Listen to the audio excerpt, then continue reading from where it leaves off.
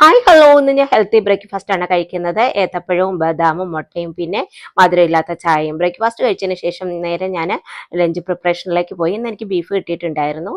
ബാച്ചിലേഴ്സിന് പോലും എളുപ്പത്തിൽ ചെയ്തെടുക്കാൻ പറ്റാവുന്ന ഒരു ബീഫ് കറിയുടെ റെസിപ്പിയാണ് കേട്ടോ. നമുക്കാണെങ്കിൽ എളുപ്പത്തിൽ വഴറ്റൊന്നും ചെയ്യാതെ ചെയ്തെടുക്കാം. അതിനുവേണ്ടി സവോളയും ഉള്ളിയും പച്ചമുളകും ഇഞ്ചി വെളുത്തുള്ളി എല്ലാം കൂടെ ഞാൻ ചോപ്പ് ചെയ്തെടുക്കുന്നുണ്ട് ചോപ്പറിലിട്ട്. ബീഫ് ഞാൻ നേരത്തെ കഴുകി വൃത്തിയാക്കി വെച്ചിട്ടുണ്ടായിരുന്നു.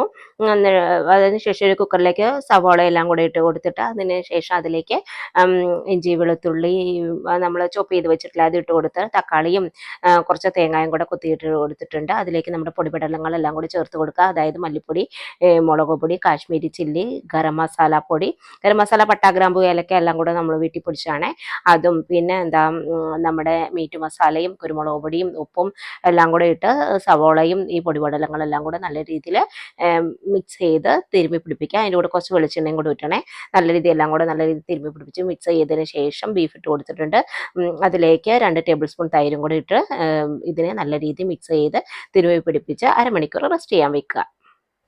അതവിടെ ഇരിക്കട്ടെ. അതവിടെ ഇരുന്ന് റെസ്റ്റ് ചെയ്യുന്ന നേരം കൊണ്ട് നമുക്ക് അടുത്ത പരിപാടിയിലേക്ക് പോകാം. ഞാൻ ഒരു തേങ്ങ പൊട്ടിച്ചെടുക്കുന്നുണ്ട്. അത് ക്യാരറ്റ് പച്ചടിക്ക് വേണ്ടിയിട്ടാണ്. അതിനെ എന്നിട്ട് ചിരണ്ടി എടുക്കുന്നുണ്ട് കേട്ടോ. അതിൻ്റെ ഇടയ്ക്ക് ക്യാരറ്റ് പീൽ ചെയ്തെടുത്ത് അതിനെ ചോപ്പ് ചെയ്തെടുക്കുന്നുണ്ട്. പിന്നെ ഒരു പച്ചമുളകും കൂടെ അതിനരിഞ്ഞെടുത്തിട്ടുണ്ട്. ക്യാരറ്റ് ചോപ്പായി ഇട്ടിട്ടുണ്ട് കേട്ടോ. പിന്നെ അതിന് ശേഷം തേങ്ങ എടുത്തിട്ട് പച്ചടിക്ക് വേണ്ടി ചെറുജീരകവും 1/4 ടീസ്പൂൺ കടുകും മഞ്ഞൾപ്പൊടിയും കൂടെ വെള്ളം കൂടി ഊറ്റി നല്ല രീതിയിൽ മഷി പോലെ അരച്ചെടുക്കുന്നുണ്ട്. അത് കഴിഞ്ഞ് ബീഫ് അപ്പോൾ റെസ്റ്റ് ചെയ്യാൻ വെച്ചല്ലോ, അതിൽ നല്ല രീതിയിൽ ആവശ്യത്തിന് വെള്ളം ഊറ്റി കുക്കറിലാക്കി അടുപ്പിലേക്ക് വെക്കുന്നുണ്ട്.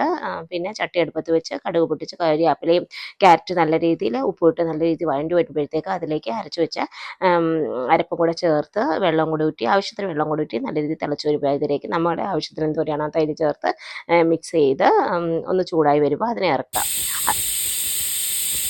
ബീഫ് വേവുന്ന സമയം കൊണ്ട് ഞാൻ പപ്പടം കൂടെ പൊരിച്ചെടുത്തിട്ടുണ്ട്. അത് കഴിഞ്ഞ് ബീഫ് റെഡി ആയിട്ട് അത് മസാലപ്പൊടി, കുരുമുളക് പൊടി, ഉപ്പൊക്കെ ഇട്ട് നല്ല രീതിയിൽ പച്ചവെളിച്ചെണ്ണ ഊറ്റി ബീഫ് ഇവിടെ റെഡി ആയിട്ടുണ്ട്. അങ്ങനെ നമ്മുടെ ലഞ്ച് റെഡി ആയിട്ടുണ്ട്.